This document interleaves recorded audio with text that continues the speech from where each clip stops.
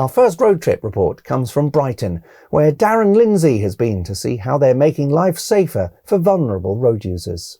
The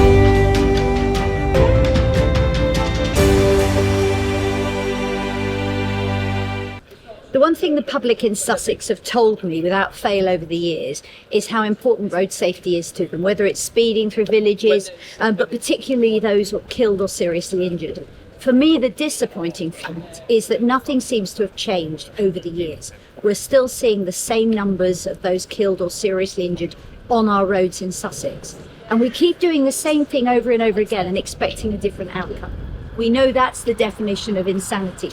So I see today as a real opportunity for Sussex to get behind this and look at ways that we can do things differently. So you can see behind me, all the partners who have responsibilities on the roads are here, and we're sharing those best practice ideas from across the country.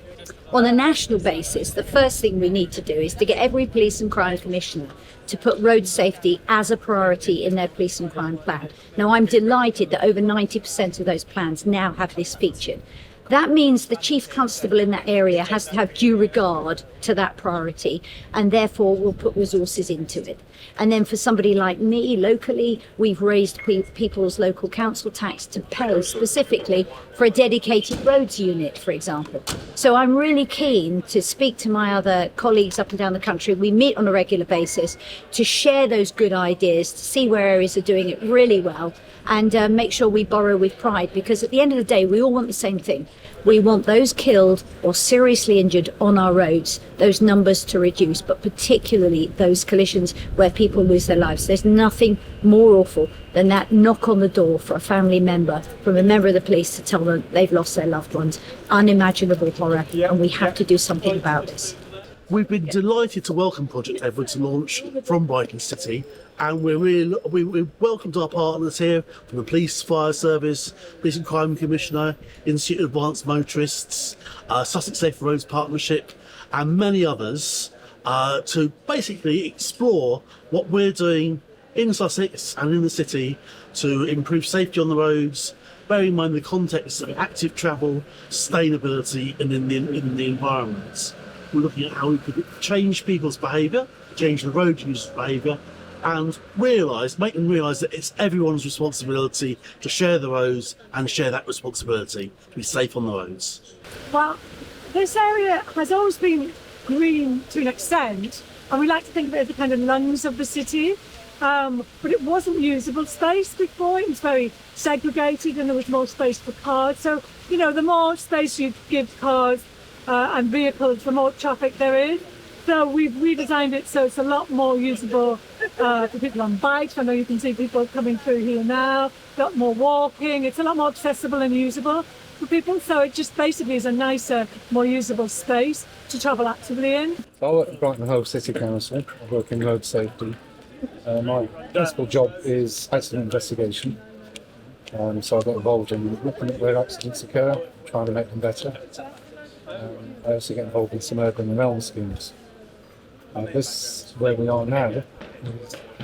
An example of good practice when it comes to shared space design.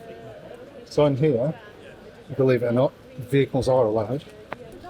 The fastest vehicle we found is a cycle at 7 miles an hour.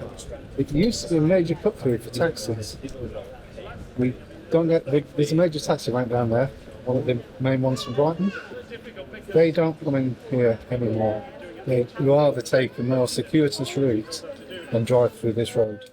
So obviously we're in a city, and the vulnerability of road users is much broader than that. But here in wider East Sussex, we've got some fantastic roads, and of course we've got a coastline. And we have a lot of motorcyclists come and visit the county.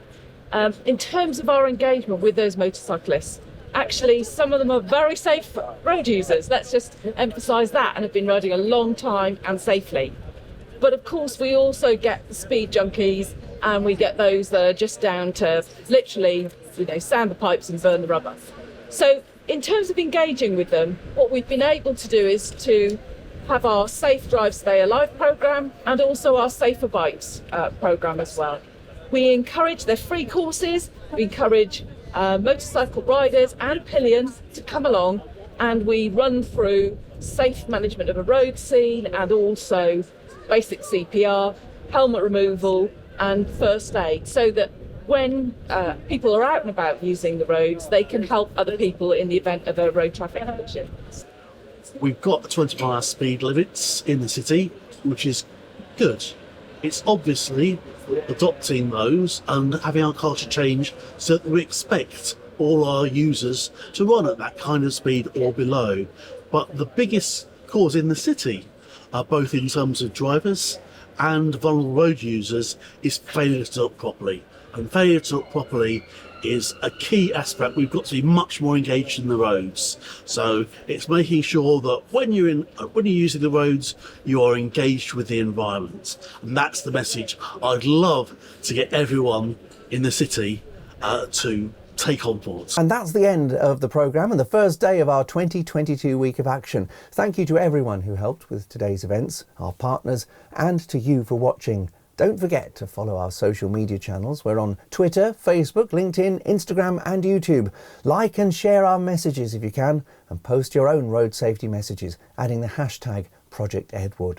Also check out the Project Edward podcast, Are We There Yet?, which you can access on the Project Edward website or wherever you normally get your podcasts. I hope you can join us for another packed programme. But for now, from me, it's goodbye.